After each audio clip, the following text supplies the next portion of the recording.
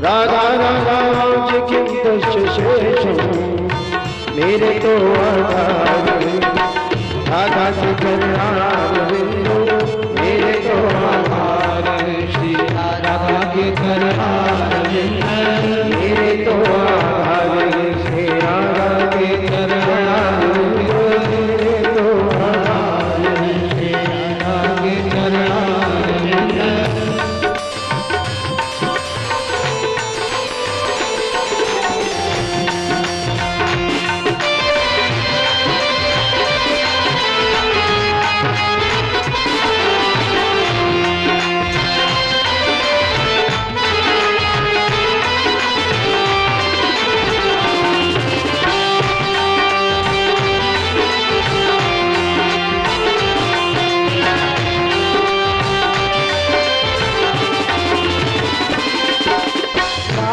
के चरणारविंद श्यामा के चरणारविंद राधा के चरणारविंद श्यामा के चरणारविंद राधा के चरणारविंद श्यामा के चरणारविंद राधा के चरणारविंद श्यामा के चरणारविंद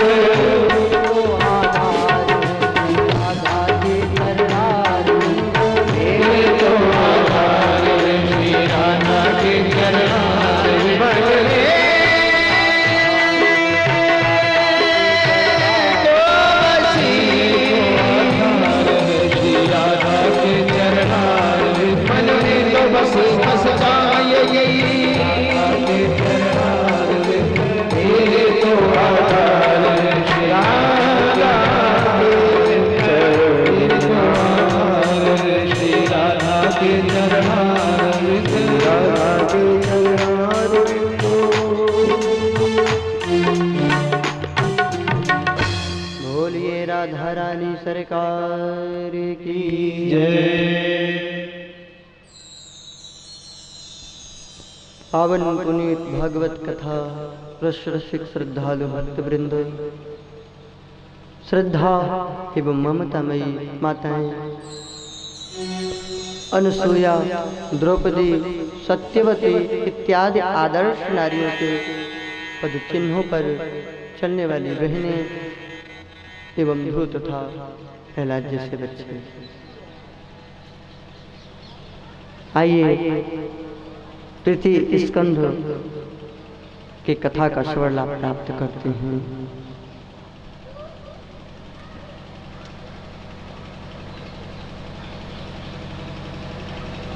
विदुर जी दुर्योधन के काका हैं। दुर्योधन अनाचारी है, अहंकारी है, अंधकारी है। दुर्योधन पांडवों पर अनाचार करता है, अत्याचार करता है। उसके स्वभाव को बदलने की कोशिश करते हैं विदुर जी, प्रयास करते हैं कि यह दुर्योधन अत्याचार न करे। इसलिए अपने भाई धृतराष्ट्र को समझाते हैं, अरे भैया धृतराष्ट्र, तू तो समझदार है, राजा है, तू इसके अत्याचारों को रोकता क्यों नहीं है? अरे विनष्ट दृष्टि ही, नष्ट दृष्टि नहीं, विनष्ट दृष्टि। यहाँ भी उपसर्ग लग, विशेष प्रकार से जिसकी दृष्टि नष्ट हो गई हो। अंधा तो था तो नष्ट दृष्टि भी कह सकते थे, तो क्या इसमें कुछ कमी थी क्या? हाँ, केवल नेत्रहीन था, केवल यही बात नहीं थी, वह अंदर की जो दृष्टि होनी चाहिए ज्ञान की, उससे भी हीन था, इसलिए विनष्ट दृष्टि ही कहा।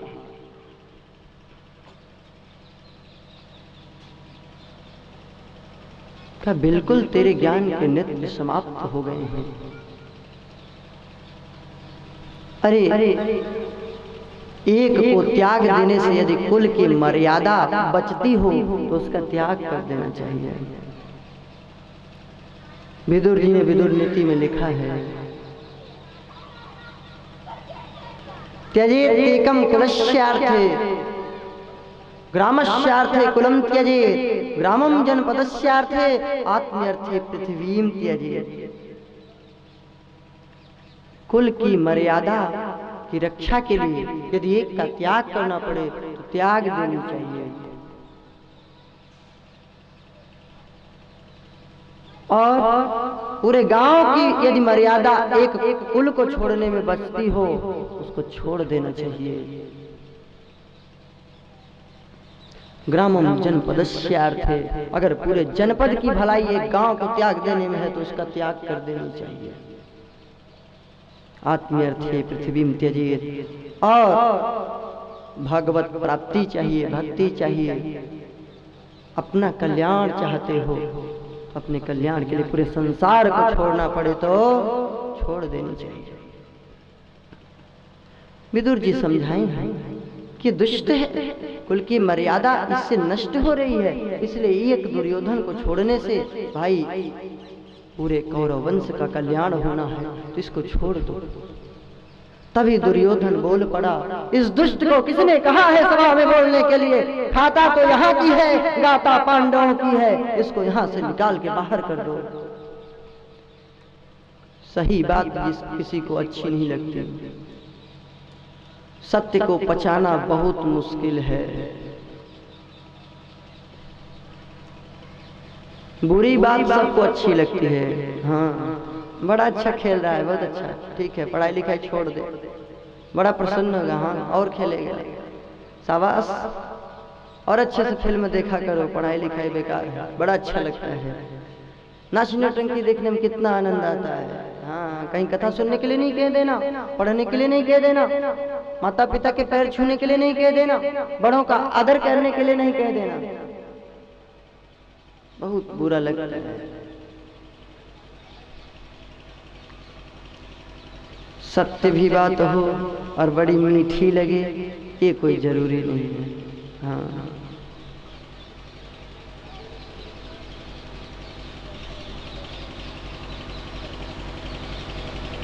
कोई हितकर वचन भी बोले और बड़ा मीठा बोले तो ऐसा संभव नहीं है।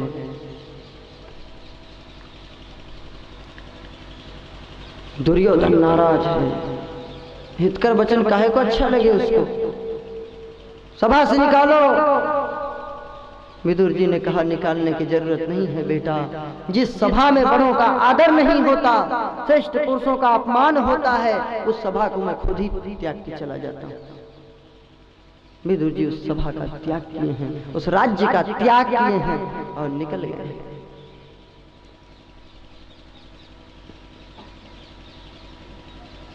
निकल गए विदुर जी, बोले इस राज्य में नहीं रहना मुझे। जब विनाश होने वाला होता है तो बुद्धि विपरीत हो जाती है। मनुष्य सत्कर्म कर ही नहीं पाता। भगवान और कुछ नहीं करते, ये प्रारब्ध और कुछ नहीं करता। क्या करता है? जिन्हें कहूं विधि दारुण दुख देही, तिनकर मति पहले हरि लेहि। बुद्धि ही भ्रष्ट कर देते हैं। जो करना चाहिए वो नहीं करता मनुष्य, जो नहीं करना चाहिए वह जबरदस्ती चाहे 10 लोग बताते रहे फिर भी वही करेगा। उसको समझाओगे तो समझ नहीं पाएगा। एक भंवरा देखा कि एक कीड़ा, गोबरेला जानते हो, गंदगी को गोला गोला करके कीड़ा लेके घूमता है ना, लुढ़काते हुए चलता है। उसको देख के उसको दया लगी, उसने उसको एक पुष्प पर रख दिया, गुलाब के फूल पर। गुलाब के फूल पे रख दिया। उसको कब सुगंध भाने वाला, उसको सुगंध अच्छी नहीं लगी। उसने भौरे से कहा कि तुम तो कहते कि बहुत स्वर्ग में ले चलेंगे, ये कहाँ लाए हो मुझे? मेरा भोजन कहाँ है? वही गंदगी खोज रहा है, ढूंढ रहा है। उसे गुलाब की खुशबू से क्या लेना? अरे नाली के कीड़े को गुलाब की खुशबू से क्या प्रयोजन? उसे तो दुर्गंध ही सदा भाता है। उसे कहाँ सुगंध से लेना देना। भौरे ने कहा, अरे बाबरे, तू अपने टिफिन बॉक्स को जो मुंह में लिया है इसको बाहर कर, तब तुझे पता चलेगी बात कि गुलाब क्या है और गंदगी क्या है। जब उसने मुख में रखा हुआ कचड़ा बाहर निकाला तब बोला, आहा, इतना सुगंध गुलाब में होता है।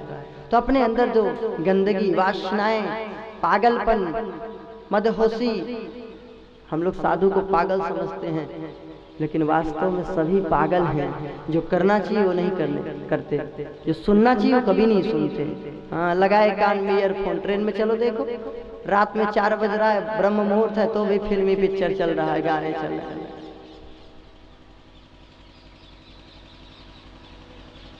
जो सुनना चाहिए वो नहीं सुनते, जो देखना चाहिए वो नहीं देखते, जो नहीं देखना चाहिए, जो नहीं सुनना चाहिए, जो नहीं करना चाहिए वही करते हैं और सोचते हैं भगवान कृपा करेगा।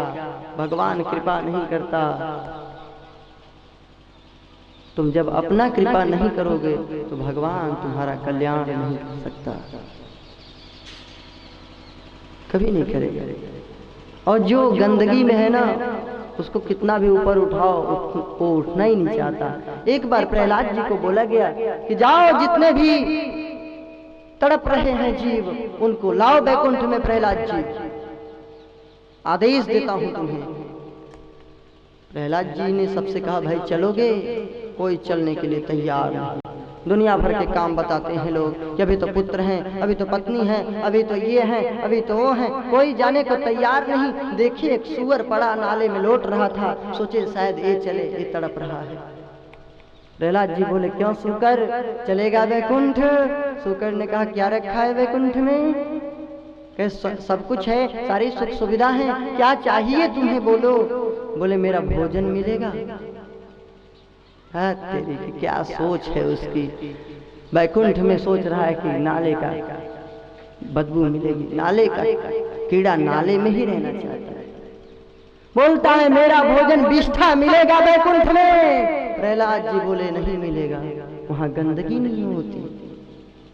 तो नाली के कीड़े को गुलाब की खुशबू से क्या प्रयोजन, उसे तो वही अच्छा लगे।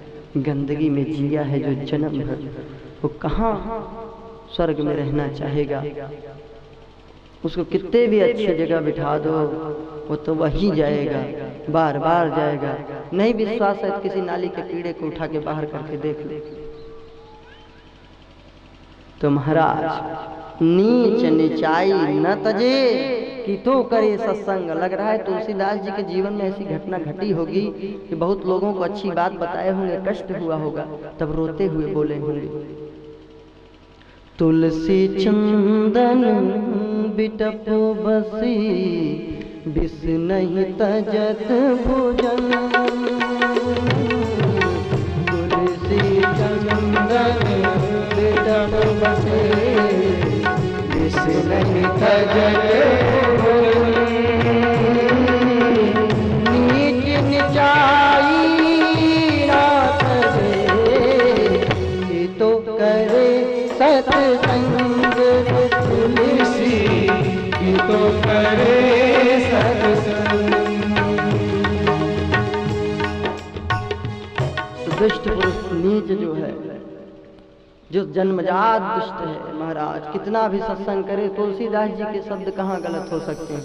अगर ऐसी बात न होती तो रावण को क्या मामूली समझा है। भगवान राम बार बार भेज रहे हैं, कभी हनुमान जी को, कभी अंगद के माध्यम से संदेश दे रहे हैं, कभी विभीषण समझाता है, कभी माल्यवंश समझाते हैं, कभी मंदोदरी हाथ पांव जोड़ खड़ी खड़ी, लेकिन किसी की बात नहीं मानता, क्योंकि नीच नीचाई न तजे कि तो करे सत्संग। और ऐसे दुष्टों के साथ भी नहीं रहना चाहिए। क्यों? क्योंकि को न कुसंगति आई न काई, ओ कुसंगति पाए गोसाई। को न कुसंगति आई न काई, को न कुसंगति पाए नहीं